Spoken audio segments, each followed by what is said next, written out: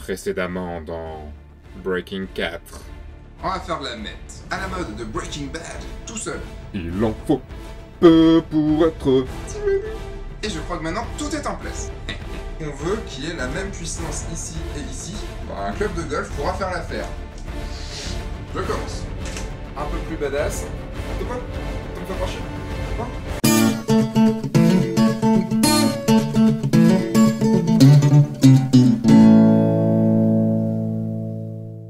Aujourd'hui, la suite de l'épisode sur Breaking 4, cet hommage à cette superbe série qu'est Breaking Bad. La semaine dernière, c'était donc la partie en studio, et cette semaine, c'est la partie sur Photoshop. Pour vous montrer un petit peu les bases que vous avez vues un peu dans le dernier épisode, l'idée c'est de reprendre en fait cette partie-là, ce thème-là, ce graphisme-là, donc un graphisme assez jaune, vous voyez, il n'y a pas forcément de vraie colorimétrie, tout est jaune, de pouvoir traiter votre photo exactement comme a été traitée cette photo-là. Je vais plus partir donc sur le personnage de Jesse Pinkman.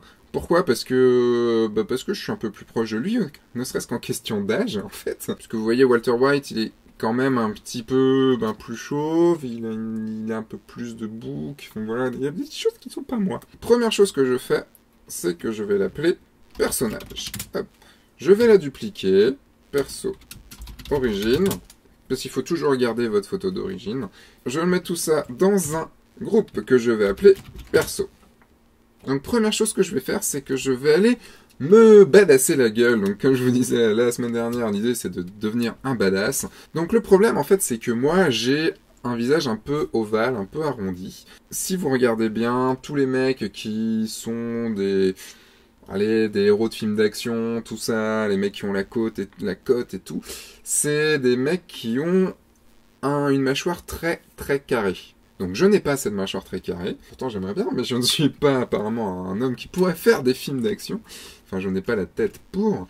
Donc pour rendre cette tête-là, je vais aller dans Filtre, Fluidité.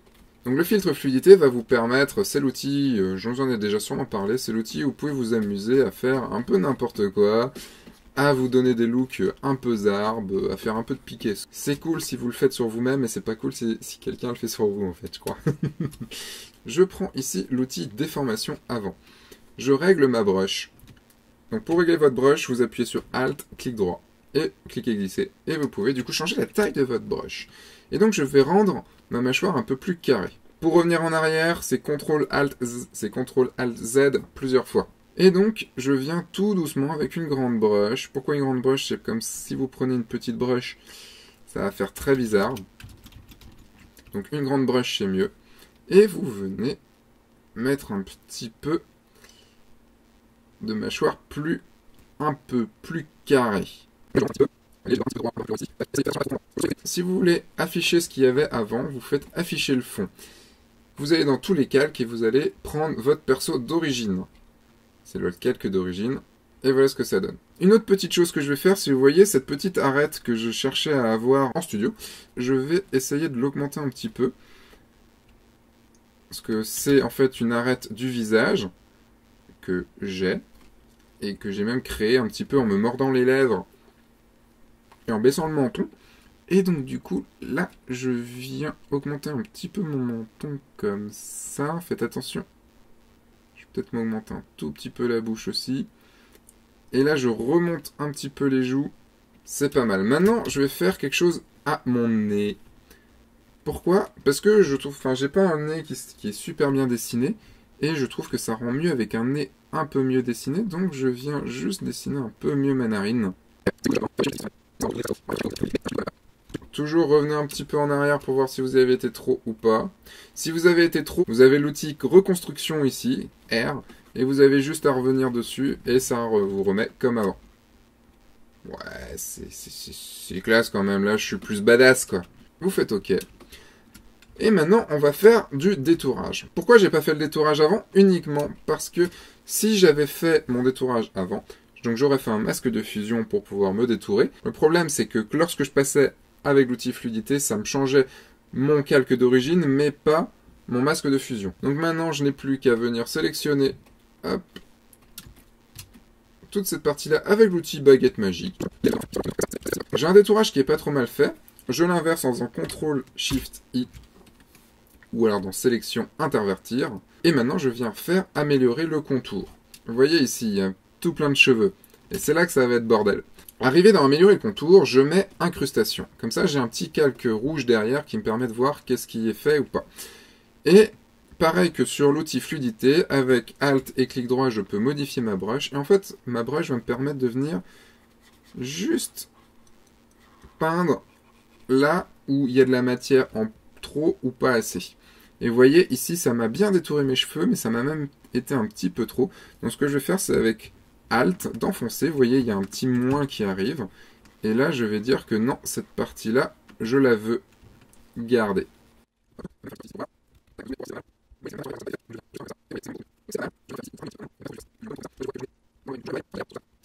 Vous avez plein de réglages ici qui vont pas trop servir. Si je vais peut-être juste faire un tout petit peu de contraste en plus, parce que vous voyez ici, c'est pas totalement bon, donc je vais rajouter un peu de contraste.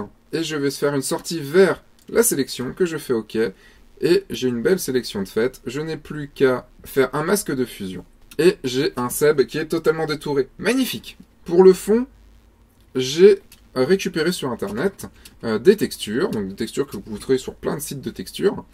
Et j'ai trouvé une texture d'un mur béton et une texture de rouille, en fait, une texture c'est pas une texture de rouille, mais c'est une texture de métal un peu rouillé. Alors, je prends mon perso. Vous voyez, j'ai mis ma texture derrière, donc dans un groupe qui est placé derrière mon personnage. C'est là que le détourage était assez important. Je vais placer aussi mon perso à l'endroit où je le veux. Je viendrai recadrer à la toute fin, ça sert à rien de recadrer trop tôt. Autant garder de la matière si vous en avez besoin pour faire autre chose plus tard. Et je vais profiter du fait que j'aille de haut en bas pour pouvoir juste dupliquer mon calque en faisant Alt et cliquer glisser. Et comme ça, je remplis l'autre côté. J'ai pas besoin de faire, vous voyez, deux jointures entre les deux. Ça marche très bien. Ce que je fais, c'est que je prends les deux, je fais un CTRL E pour les merger ensemble. Maintenant, le fond, on va mettre un peu moins d'opacité, parce qu'il est trop visible et du coup on ne voit pas celui d'en dessous. Je vais le mettre à peu près à 25%.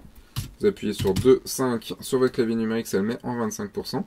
Et on viendra même mettre un peu moins d'opacité sur l'autre, mais ça on verra ça plus tard.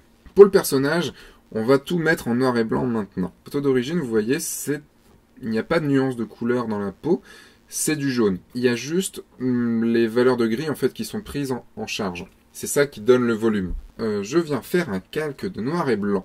Vous voyez ici, vous avez des paramètres prédéfinis. J'ai pas besoin d'avoir des gros paramètres prédéfinis. Je veux juste un qui soit à peu près correct. Celui-là me paraît très correct, le plus foncé. Histoire que tout ne s'applique qu'à mon personnage, je pourrais tous les linker en faisant Alt et ici.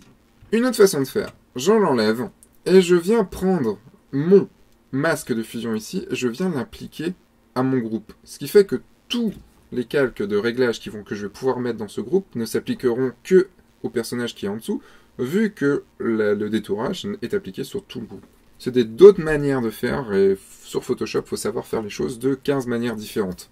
Maintenant, je vais cleaner un peu le personnage. La tête est vraiment très belle, la tête est cleanée en fait de partout, il n'y a rien qui dépasse, et je vais faire pareil. Je vais venir enlever tous les petits boutons, toutes les petites excroissances, tous les petits poils, tout ça qui sont vraiment pas au bon endroit. Je vais faire un mix entre l'outil tampon de duplication et l'outil correcteur. Je prends d'abord mon outil correcteur et je viens enlever tous les petits boutons un peu partout.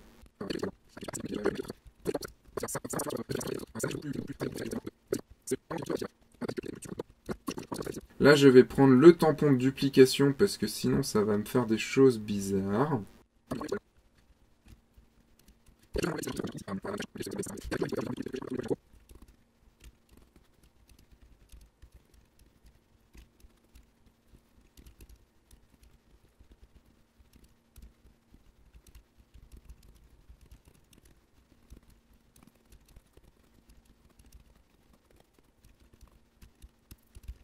Vous voyez l'ombre des lunettes, c'est pas beau. Ça rendra super mieux si c'est enlevé. Donc pour les enlever, on va faire un mixte entre le tampon de duplication et l'outil correcteur. Ici, avec le tampon de duplication, je peux y aller direct, puisque comme j'ai pas de différence de couleur ni de luminosité, ça va rien changer. Et ici, je vais venir avec l'outil correcteur enlever cette partie-là.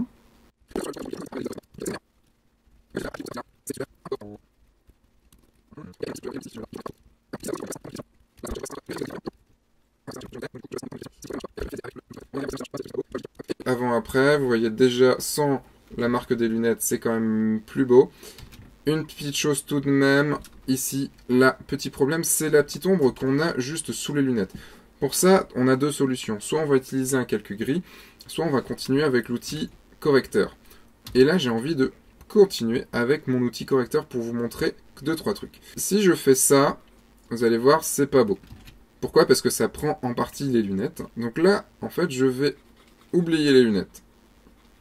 Je passe au-delà des lunettes. Là où est l'astuce, pour remettre les lunettes, je viens mettre un masque de fusion ici.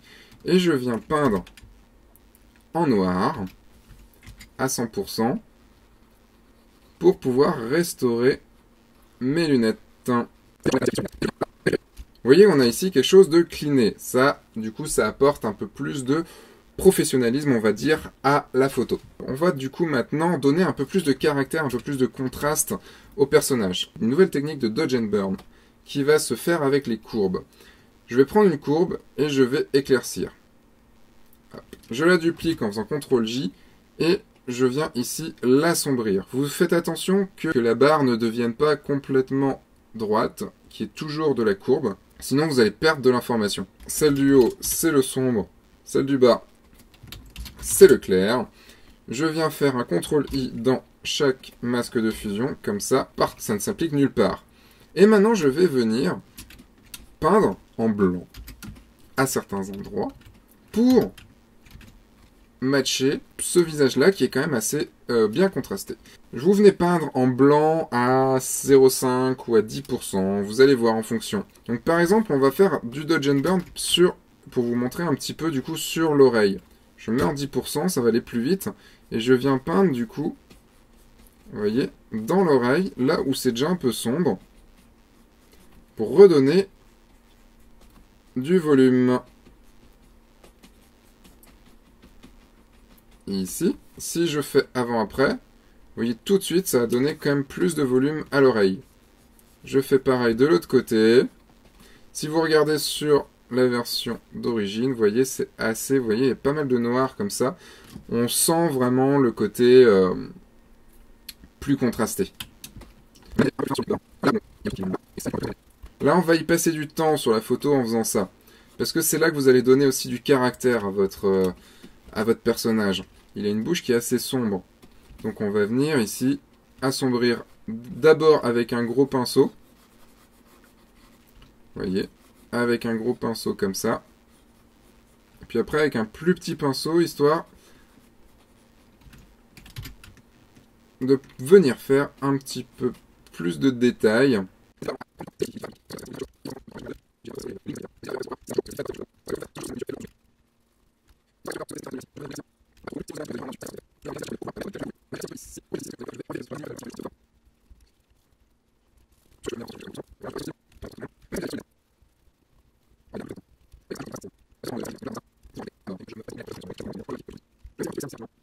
Et si vous regardez aussi l'image d'origine, vous voyez que ses yeux ressortent quand même pas mal.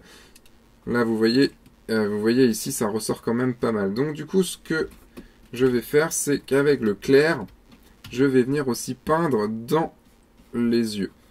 C'est quelque chose dont je ne suis pas forcément très fan sur mon travail personnel, mais là, l'idée est de rendre hommage. L'idée est de refaire pareil. Hop, et je vais venir assombrir un petit peu dedans.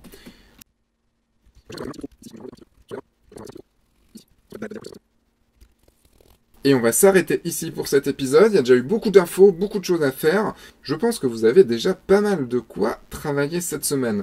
Je vous donne rendez-vous la semaine prochaine. Entre-temps, il y aura le salon de la photo. Je serai présent tous les jours.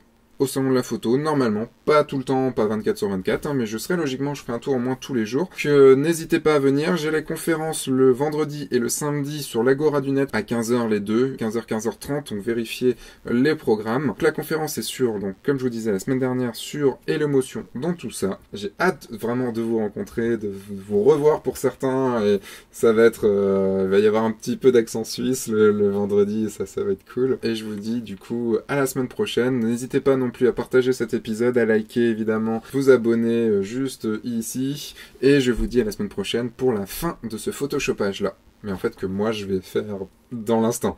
Allez, à la semaine prochaine, salut.